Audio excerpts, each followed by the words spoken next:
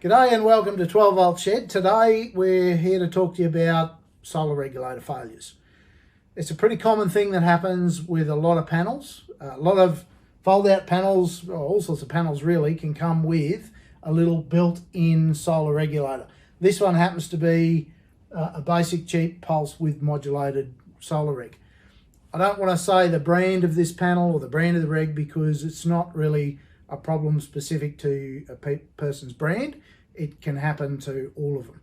I've seen it happen in very, very expensive big solar regs with lots of panels on the roof and all sorts. So it's just something to be aware of. And I'm actually going to show you what happens. I had the rare opportunity on a recent camping trip where the solar reg failed on the trip, and I was able to grab a bit of footage and show you what we did to fix it.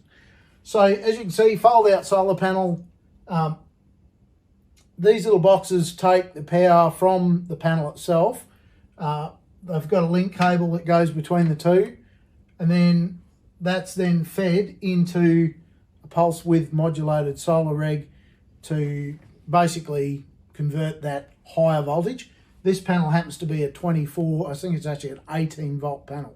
So the solar cells are 18 volt cell output. So we obviously can't put 18 volts on a battery, so we need to regulate that down via a regulator so that it's back down at a usable voltage and put it at a voltage that batteries can work with.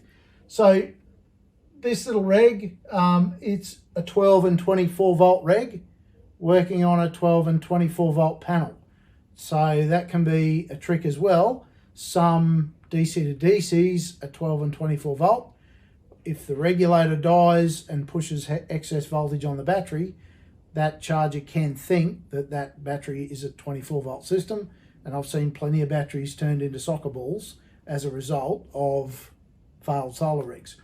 So what's happened in this little link between the two, I've added an Anderson plug on my trip. So I can basically now isolate that little solar reg, and which I will replace so that my portable solar panel is very flexible. I could put it on a mate's battery, I could lend it to somebody,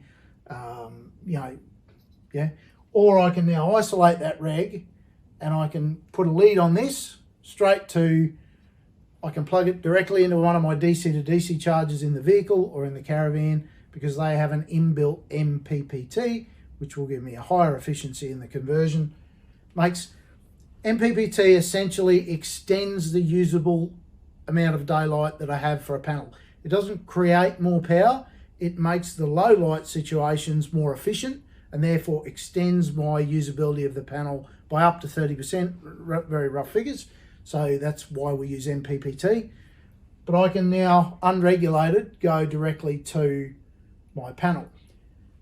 As you'll see here, what happened is I always connect this through a little battery monitor, which I can get readily from JCar, that many people sell them. It essentially gives me volts and amps and how much I've put back into the battery.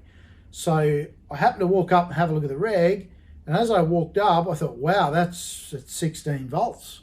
Why is that at 16 volts? There's only one real reason that this solar panel should ever push 16 volts into my battery, and that's when this has died. Even an equalization mode would only ever push a battery to about 15 volts. So straight away I knew that I need to get that solar panel off that battery, because if I allow that battery to sit and be charged at 16 volts, it's going to do some detrimental damage. So that was my fix. I've disconnected it, run it through my MPPT. I was able to finish the weekend because the solar input on my DC was 32 volts, higher than these, and happy days. So keep an eye out for it. It's a really, really good reason that we use monitoring and that we constantly watch what our solar's doing.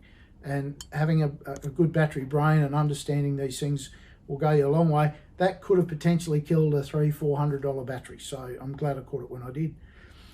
Happy travels, stay good people, and I hope that's been beneficial to you. Stay tuned.